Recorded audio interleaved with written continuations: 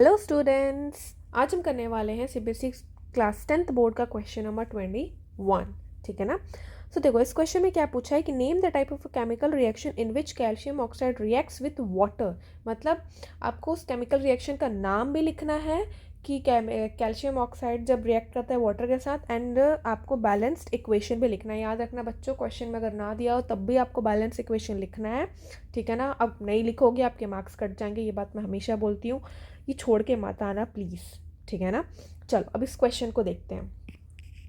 चलो इसका आंसर देखते हैं हम। आपको क्या दिया हुआ है? Calcium oxide. बताओ कैल्शियम ऑक्साइड कैसे लिखते हैं? CaO। याद आया? देखा देखा सा लगा। इसको क्या बोलते हैं हम? क्विक लाइम, है ना। CaO को क्या बोलते हैं? और quick lime.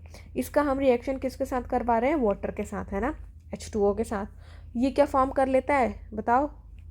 Calcium hydroxide form करता है ये। और इसी को क्या बोलते हैं हम? स्लैग्ड लाइम भी बोलते हैं ना। कैल्शियम हाइड्रोक्साइड या फिर स्लैग्ड लाइम बोलते हैं। और ये हीट भी रिलीज करता है। ठीक है। सबसे पहली बात बच्चों, आपको हमेशा किस में लिखना है? बैलेंस्ड इक्वेशन में लिखना है। पहले याद रखना ये ऑलरेडी बैलेंस्ड है। ठीक है। तो आपको इसमें और कुछ करने की ज़रूरत नहीं है, पर अगर ना हो तो भी आपको बैलेंस लिखना है, क्योंकि इसमें तो क्वेश्चन में ही लिख दिया है। दूसरी चीज़, ये तो हमारे ये हो गया कि बैलेंस कर लिया हमने, इक्वे और रिएक्शन लिख दिया।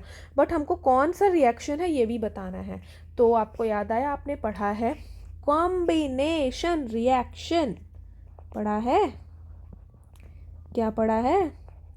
कॉम्बिनेशन रिएक्शन, है ना। सुना सुना लगा ना बच्चों। कॉम्बिनेशन रिएक्शन क्या होता है कि रिएक्टेंट्स आपस में कंबाइंड होके एक सिंगल प्रोडक्ट फॉर्म करते हैं। ठीक है। 2 और मोर reactant are participate in a chemical reaction to form a single product is called combination reaction। ठीक है ना।